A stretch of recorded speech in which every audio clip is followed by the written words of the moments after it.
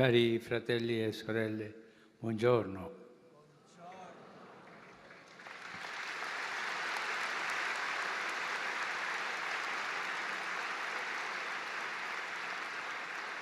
Ci stiamo avvicinando a Natale e il profeta Isaia ancora una volta ci aiuta ad aprirci alla speranza accogliendo la buona notizia della venuta della salvezza.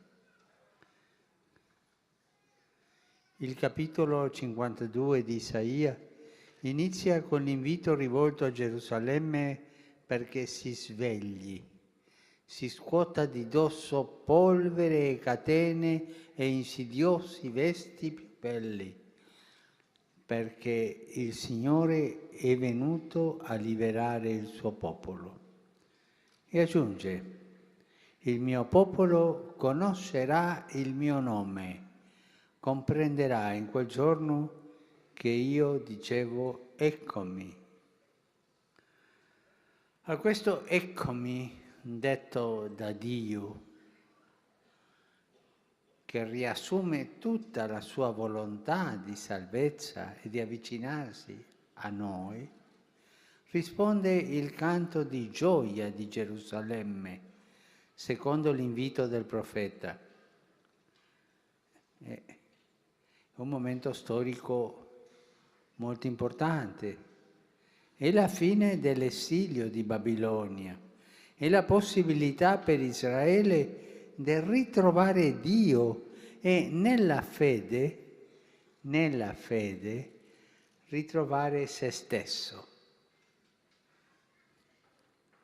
Il Signore si fa vicino e il piccolo resto, cioè il piccolo popolo che è rimasto dopo l'esilio, e il piccolo resto che in esilio ha resistito nella fede, che ha attraversato la crisi e ha continuato a credere e a sperare anche in mezzo al buio, quel piccolo resto potrà vedere le meraviglie di Dio.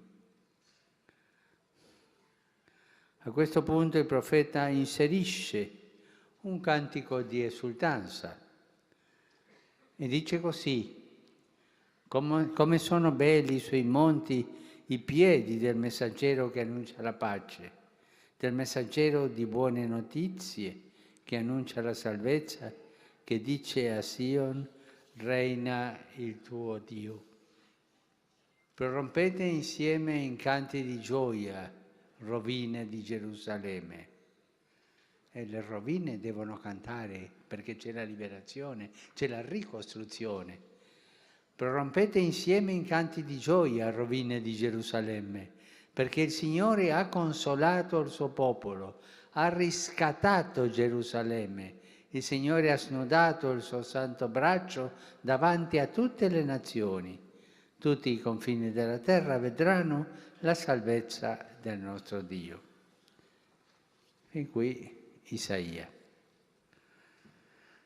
Queste parole di Isaia, su cui vogliamo soffermarci un po', fanno riferimento al miracolo della pace e lo fanno in un modo molto particolare, ponendo lo sguardo non sul messaggero, ma sui suoi piedi che corrono veloci, come sono belli sui monti i piedi del messaggero. Sembra lo sposo del Cantico dei Cantici che corre dalla sua amata. Eccolo, viene saltando per i monti, balzando per le colline. Così anche il messaggero di pace corre, portando il lieto annuncio di liberazione, di salvezza e proclamando che Dio regna. Dio non ha abbandonato il suo popolo e non si è lasciato sconfiggere dal male, perché Egli è fedele e la sua grazia è più grande del peccato. E questo dobbiamo impararlo, perché noi siamo testardi, Non impariamo questo.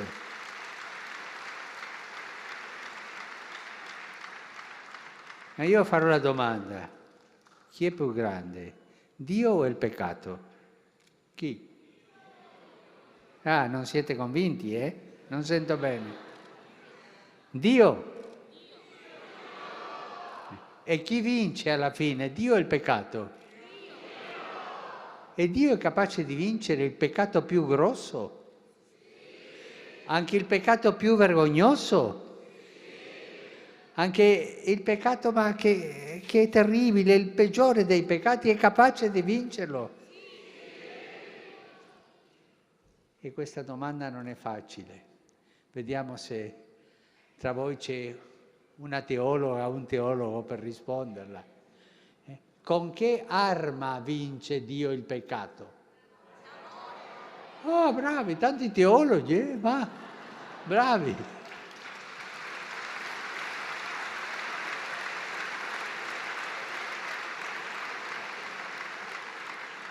E questo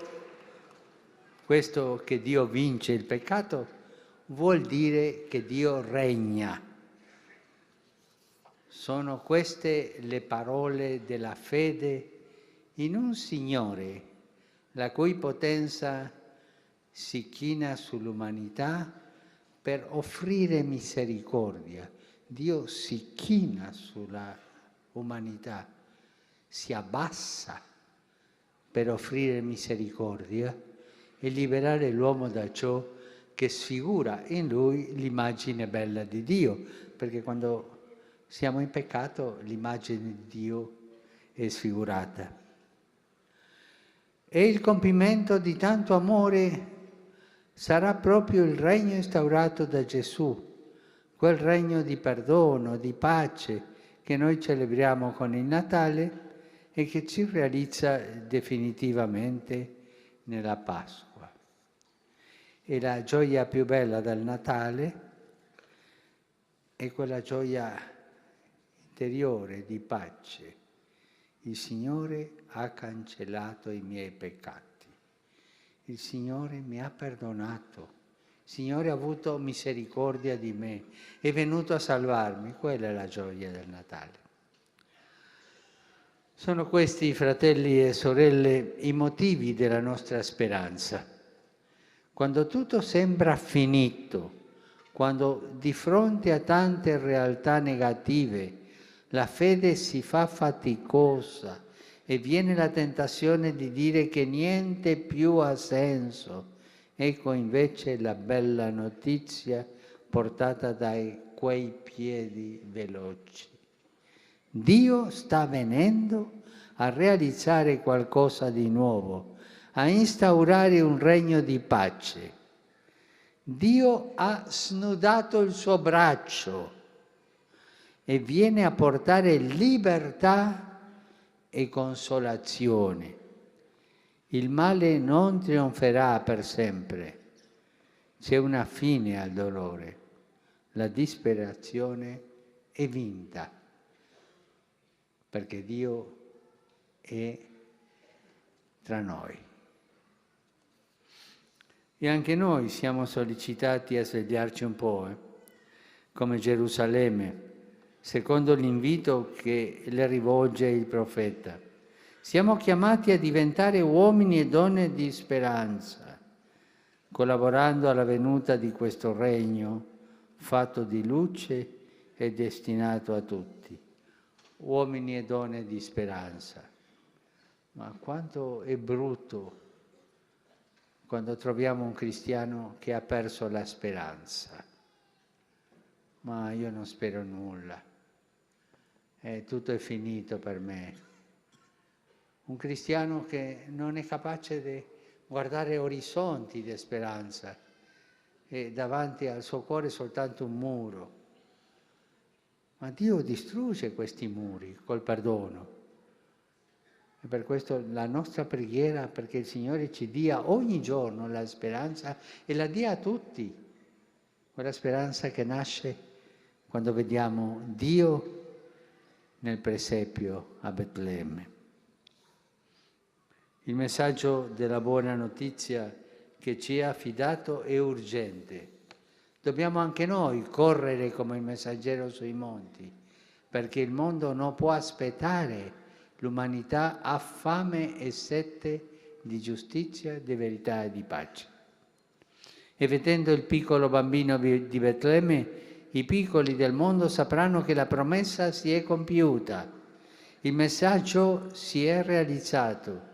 In un bimbo appena nato, bisognoso di tutto, avvolto in fasce ed è posto in una mangiatoia, e riaccusa tutta la potenza del Dio che salva.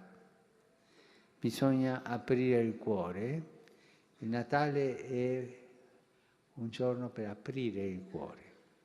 Bisogna aprire il cuore a tanta piccolezza che è lì in quel bambino e tanta meraviglia che è lì. È la meraviglia del Natale a cui ci stiamo preparando con speranza in questo tempo di avvento. È la sorpresa di Dio bambino, di un Dio povero, di un Dio debole, di un Dio che abbandona la sua grandezza per farsi vicino a ognuno di noi. Grazie.